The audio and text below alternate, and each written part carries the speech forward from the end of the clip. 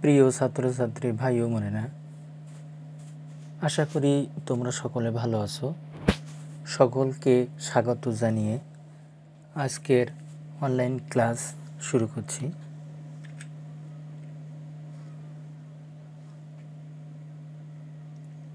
আমি বরুণ কুমার মল্লিক, প্রভাষক, ভূগোল ও পরিবেশ, ঝাড়ডাঙ্গা কলেজ, সদর সাতক্ষীরা।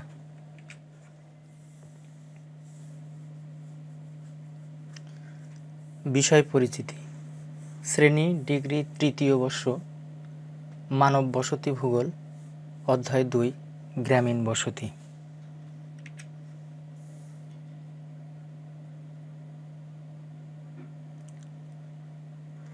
আজকের বিষয় মানব বসতির শ্রেণী বিভাগ আলোচনা করো।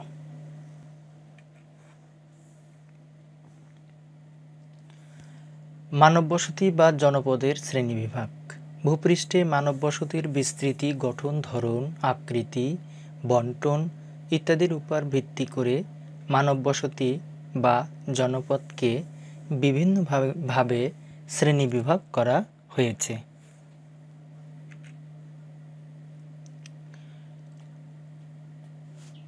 এক, কর্মধারার ভিত্তিতে শ্রেণীবিভাগ। 2, স্থায়িত্বের ভিত্তিতে শ্রেণীবিভাগ। 3, আকার বা আয়তনের ভিত্তিতে শ্রেণীবিভাগ। 4, কাল বা যুগের ভিত্তিতে শ্রেণীবিভাগ। আমরা আজকে এই 4টি শ্রেণীতে ভাগ করা হয়েছে, এদেরকে আবার বিস্তারিতভাবে আমরা বিবরণ দেব। এসো দেখি বিবরণগুলো কিভাবে দেওয়া যায়।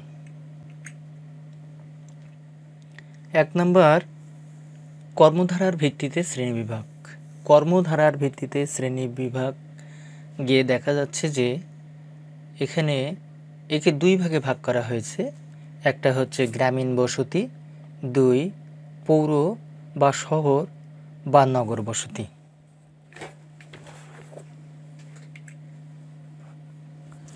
গ্রামীণ বসতি যেসব অঞ্চলের জনবসতি প্রাথমিক বা প্রথম পর্যায়ের অর্থনৈতিক ক্রিয়াকলাপের উপর নির্ভর করে মূলত গড়ে ওঠে, সেই বসতিকে আমরা গ্রামীণ বসতি বলতে পারি।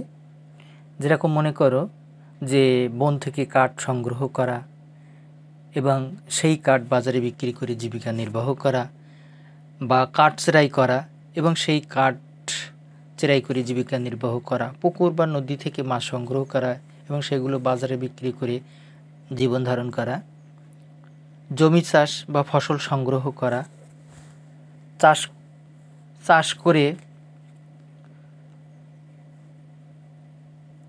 জীবিকা নির্বাহ করা প্রভৃতি প্রাথমিক বা প্রথম পর্যায়ের অর্থনৈতিক যে কার্যাবলী আমরা দেখি, এইগুলোর উপর নির্ভর করে সাধারণত গ্রামীণ বসতি গড়ে ওঠে। পৌর বা শহর বা নগর বসতি সাধারণত যে স্থানে বহু রাস্তাঘাট, আকাশচুম্বী বিশাল অট্টালিকা ও বিভিন্ন ধরনের শিক্ষা প্রতিষ্ঠান, হাসপাতাল, নার্সিংহোম, পার্ক এবং বিভিন্ন আমোদ প্রমোদের জায়গা এবং অন্যান্য সুযোগ সুবিধা আছে, তাদের পৌর বা শহর বা নগর বসতি বলা হয়।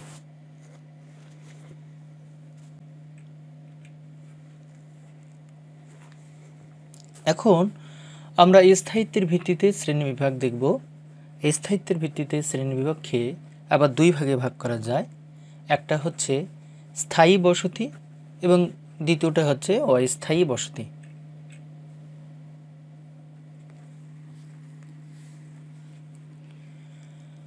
স্থায়ী বসতি মানুষ নিজেদের সুখ স্বাচ্ছন্দ্য ও স্বতন্ত্র নিয়মকানুন ইত্যাদির কথা ভেবে যখন দীর্ঘদিন ধরে বংশ পরম্পরায় একই স্থানে বসতি গড়ে তোলে, তখন তাকে আমরা স্থায়ী বসতি বলতে পারি।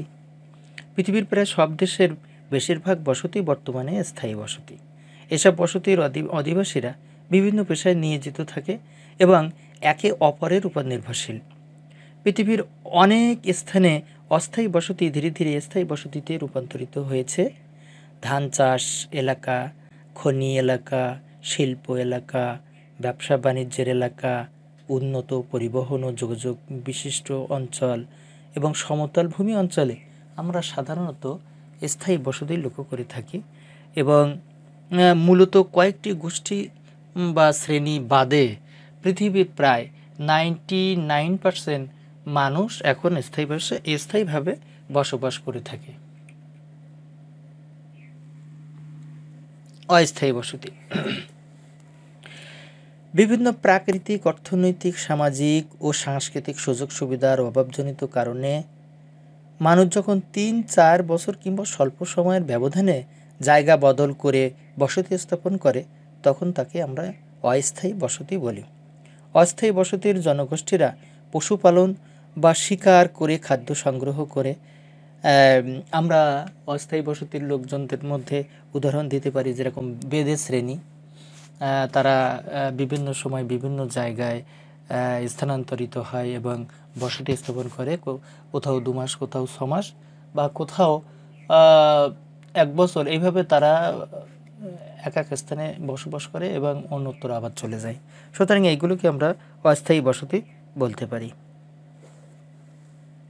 বা বেদুইন শ্রেণী, এরা কিন্তু অস্থায়ী বসতির লোকজন। আকার বা আয়তনের ভিত্তিতে শ্রেণীবিভাগ। আকার বা আয়তনের ভিত্তিতে শ্রেণীবিভাগকে আমরা আবার কয়েকটি ভাগে ভাগ করতে পারি, যেরকম সড়কের পাশে বসতি, পাড়া বা ক্ষুদ্র গ্রাম বসতি, শহর বসতি, নগর বসতি, মহানগর বসতি, মহানগর পুঞ্জ বসতি।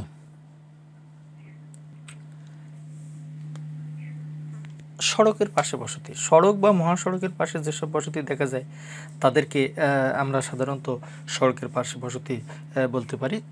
যেরকম আমরা দেখতে পারি আমাদের সাতক্ষীরা থেকে কালীগঞ্জের আশপাশে যে সকল বসতি গড়ে উঠেছে সে সকল বসতি এই ধরনের বিভিন্ন বড় বড় সড়কের পাশে বা বিভিন্ন সড়কের পাশে যে সকল বা রাস্তার পাশে যে সকল বসতি গড়ে ওঠে সেই সকল বসতিকে আমরা সড়কের পার্শ্ব বসতি বলতে পারি।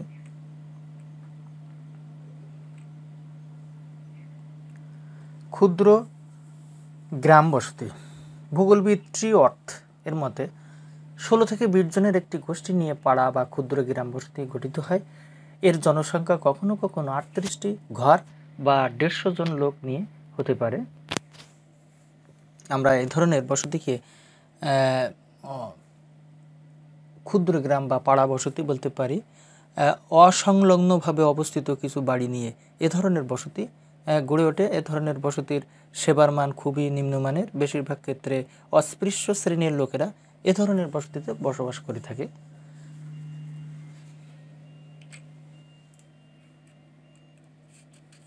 গ্রাম বসতি আয়তন ও জনসংখ্যার দিক দিয়ে পাড়ার চেয়ে বড় আকারের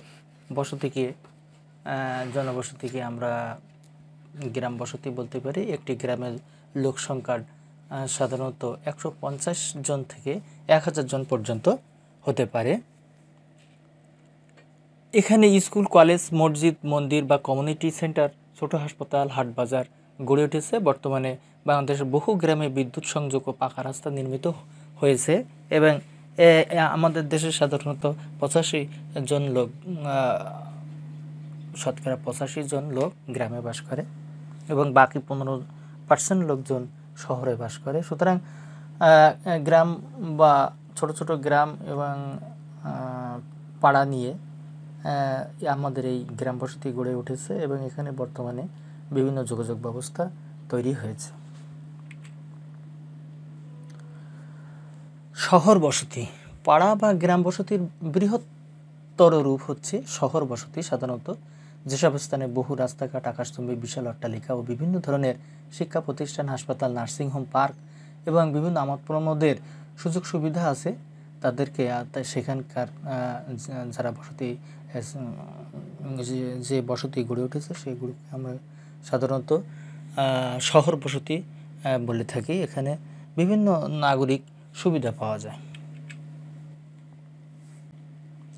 নগর বসতি। নগর বসতি হলো জনসংখ্যার আয়তন অনুসারে শহরেরই এক বৃহত্তম রূপ।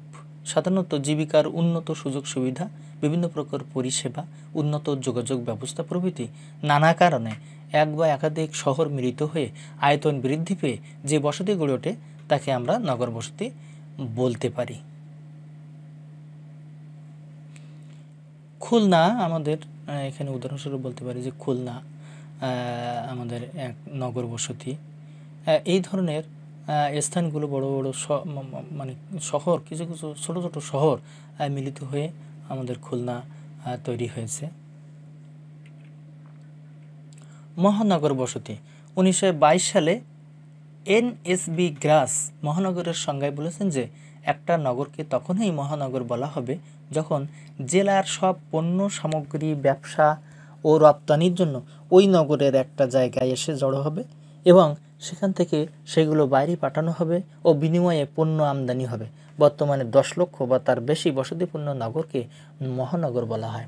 আমাদের ঢাকা মহানগর, ঢাকাকে আমরা মহানগর বলতে পারি। এখানে বহু নগর মিলিত হয়েছে, আমরা এক কথায় বলতে পারি। এবং এই মহানগরটি দেশের বিভিন্ন দ্রব্য সামগ্রী সাধারণত আমাদের ঢাকাতেই আসে এবং ওখান থেকে দেশের বিভিন্ন জায়গায় রপ্তানি হয়ে থাকে। আমরা শিল্পপণ্য বলি, কাঁচামাল বলি, বা যে কোনো ধরনের পণ্য সামগ্রী আমাদের ঢাকাতে আসে এবং সেখান থেকে দেশের বিভিন্ন অঞ্চলে আমরা পাঠিয়ে থাকি। সুতরাং আমাদের মহানগরের ভিতরে ঢাকাকে উদাহরণ হিসেবে বলা যেতে পারে। মহানগর পুঞ্জবসতি। কোনো মহানগর ছোট বড় অন্যান্য শহর ও শিল্পাঞ্চলকে অধিগ্রহণ বা গ্রাস করে আয়তনে বৃদ্ধি পেলে তাকে মহানগর পুঞ্জ বা মেগালোপলিস বলা হয়। মেগালোপলিস বলা হয়। এটি একটি জটিল ও বৈশিষ্ট্যপূর্ণ নগরায়িত অঞ্চল, যেমন লন্ডন, নিউ ইয়র্ক, টোকিও ইত্যাদি মহানগর পুঞ্জের উদাহরণ। আমরা এখানে নিউ ইয়র্ক বা টোকিও এবং লন্ডনকে মহানগর পুঞ্জ বলতে পারি। এখানে ছোট বড় অনেক শিল্পাঞ্চল বা অনেক মহানগরকে এরা সংযুক্ত করে আছে বা যুক্ত হয়ে আছে এদের সাথে। এখন আমরা প্রাচীন যুগের বসতি সম্পর্কে জানব। সাধারণত প্রাচীন যুগের মানুষ গুহায় বসবাস করত এবং অরণ্যচারী মানুষ বনে বনে ঘুরে বেড়াত। বনের ফলমূল সংগ্রহ করে ও পশু শিকার করে তারা জীবিকা নির্বাহ করত। তাদের কোনো স্থায়ী বসতি ছিল না। তারা গুহার ভিতরে, পাহাড়ের গুহার ভিতরে কাঠের মানে গাছের শাখায় ডালে তারা বসতি স্থাপন করত এবং রাত্রি যাপন করত এবং দিনের বেলা আবার অন্যত্র চলে যেত। এইগুলোকে সাধারণত আমরা প্রাচীন যুগের বসতি বলতে পারি। মধ্যযুগের বসতি স্থায়ীভাবে যখন প্রাচীন কৃষি সভ্যতা গড়ে উঠতে থাকে তখন থেকে শুরু হয় স্থায়ী বসবাস বা স্থায়ী বসতির ইতিহাস। সাধারণত আমরা জানি যে মানুষ যখন কৃষি আবিষ্কার হয়, মূলত যখন বীজ থেকে সবজি বা ফলমূল উৎপাদন করতে শেখে তখন থেকেই মূলত স্থায়ী বসতি শুরু হয়। এটা শুরু হয় সাধারণত আমরা মধ্যযুগে দেখতে পাই। এই বসতিকে আমরা মধ্যযুগের বসতি বলতে পারি। আধুনিক যুগের বসতি স্থাপনের সর্বশেষ পর্যায় হলো আধুনিক যুগের বসতি। আধুনিক যুগের উন্নত অবকাঠামো, উন্নত পরিবহন ও যোগাযোগ ব্যবস্থা, উন্নত ও সুষম স্বাস্থ্যসেবা, স্কুল, কলেজ, বিশ্ববিদ্যালয়, মাদ্রাসা ইত্যাদি অবস্থানের কারণে আধুনিক যুগের বসতি গড়ে ওঠে। বর্তমানে আমরা দেখতে পাই যে আধুনিক যুগে উন্নত কাঠামো বা সিস্টেম এবং পদ্ধতির মাধ্যমে মানুষ বড় বড় অট্টালিকা তৈরি করছে এবং বিভিন্ন প্যাটার্ন, বিভিন্ন সৌন্দর্যমণ্ডিত আমরা দেখি আর কি বিভিন্ন জায়গায়, বিভিন্ন দেশে। এখন মানুষ এই সমস্ত যে বসতি স্থাপন করে বসবাস করে তাদেরকে আমরা সাধারণত এখনকার যে মানুষ বসবাস করে, যে সমস্ত অবকাঠামো বা যে সমস্ত বিল্ডিং বা যে সমস্ত ঘরে বা যে সমস্ত অঞ্চলে মানুষ বসবাস করে স্থায়ীভাবে, এইগুলোকে আমরা আধুনিক যুগের বসতি বলতে পারি।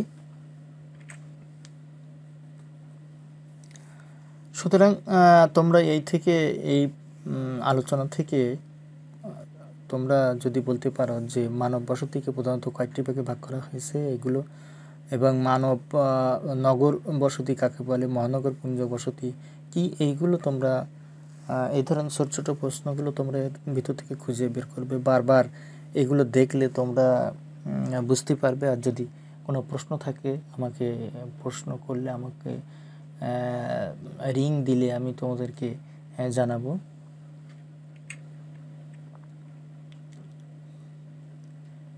বাড়িতে তোমরা মানব বসতি কাকে বলে, মানব বসতি শ্রেণীবিভাগগুলো আলোচনা করো। এইগুলো ভালোভাবে পড়বে বা জানবে, এবং আমার এই ভিডিওটা বারবার দেখলে তোমরা এই সম্পর্কে ধারণা পাবে। সকলকে শুভ কামনা জানিয়ে আজকের মতো অনলাইন ক্লাস শেষ করছি। ধন্যবাদ সকলকে।